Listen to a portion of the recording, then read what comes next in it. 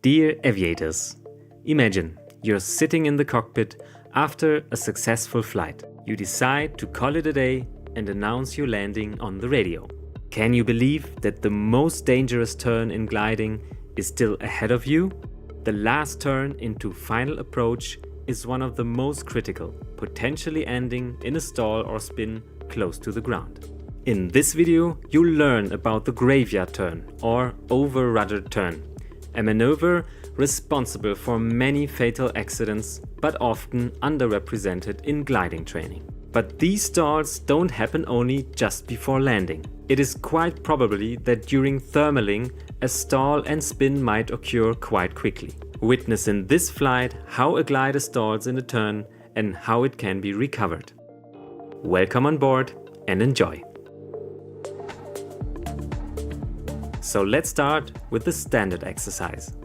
I slow down the glider, wait for the shaking feeling when the turbulent airstream hit the elevator. I feel the controls getting soft and sloppy. I gently push the rudder to keep the glider in line. Then comes the moment when the glider wants to flip to one side. The airstream breaks off and one wing falls into the void. The glider stalls and my recovery program kicks in.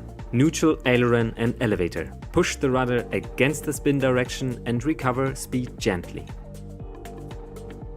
Do you think this situation happens in real gliding life? Almost never. It is much more likely that this scenario happens in the final turn at low altitude or while thermaling. Now let's perform the same exercise but in a turn.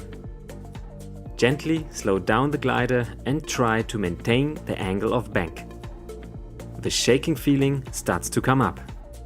A gentle push on the left rudder initiates a skid and causes a stall. The wing drops much more aggressively and the glider tends to turn negative. The view from the cockpit is impressive, because there's nothing but the canopy below me.